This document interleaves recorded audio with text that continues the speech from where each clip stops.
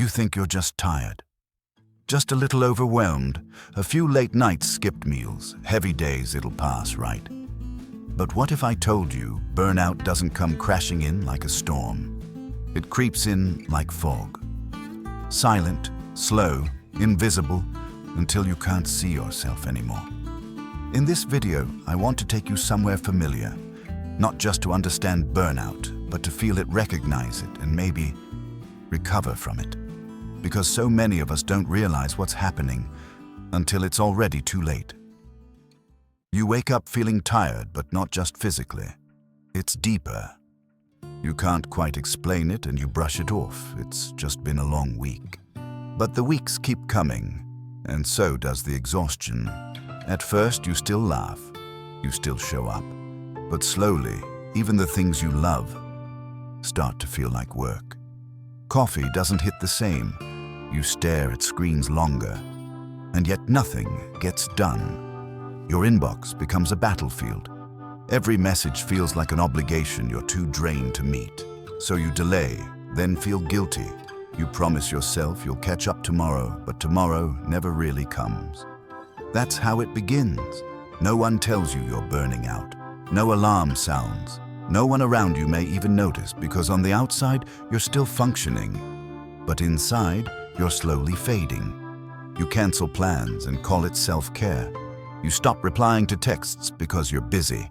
But really, you're just too tired to exist in someone else's space.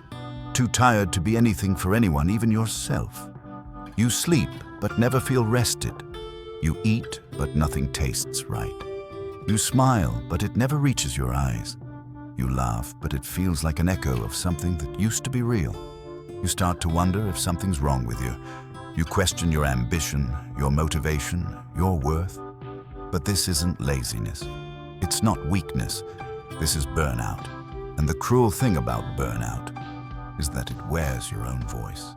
It tells you to keep pushing, that you haven't earned rest, that if you were stronger, you wouldn't feel this way.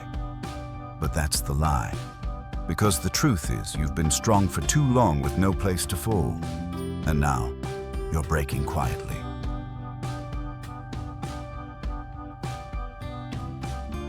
It didn't start last week. It started when you learned to equate your worth with your output. When doing nothing made you feel guilty. When rest was something you had to justify, you became addicted to being needed. To being the reliable one. To being the fixer, the high achiever, the one who always kept it together. But even machines break. Even engines overheat. Even hearts collapse under too much pressure. You're not failing. You're tired. And your body, your soul, is begging you to listen. But instead, you push harder. You drink more coffee. You stretch your schedule thinner. You fake your energy. You keep going until there's nothing left. One day you forget what you were doing mid-sentence. You reread the same email 10 times.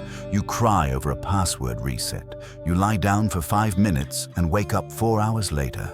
You hear someone ask how you are, and you freeze because you don't even know anymore. The signs were always there.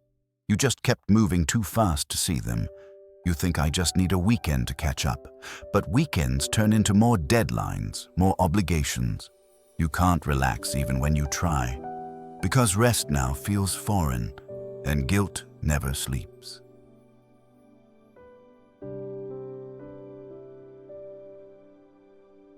And here's the hardest part. When you finally break, it doesn't look dramatic. It's not some cinematic collapse. Sometimes it's just silence. You stop answering, you stop caring, you feel nothing, and that nothing, that's the scariest part. You might still be smiling, still producing, still walking, but inside, something's gone. And that's how burnout becomes depression. But it doesn't have to stay this way. You can heal. You can come back, but not through force. Not by pushing, not by pretending. You come back by softening, by letting go, by learning to rest, not because you earned it, but because you exist. Because your worth is not in your productivity. because your presence matters even when you're not achieving. Start small. Unplug for 1 hour. Say no once a day. Take a walk with no destination. Eat slowly. Sleep early. Let silence feel safe again. It won't feel normal at first. It'll feel like failure. But it's not.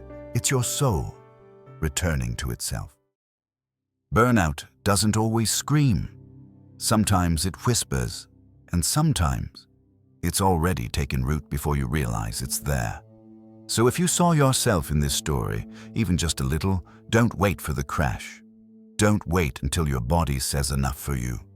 You deserve to pause now, to breathe now, to live, before you disappear inside your own effort. Burnout is not a weakness. It's a signal, one you're brave enough to answer. So slow down and stay, because you matter even when you're resting.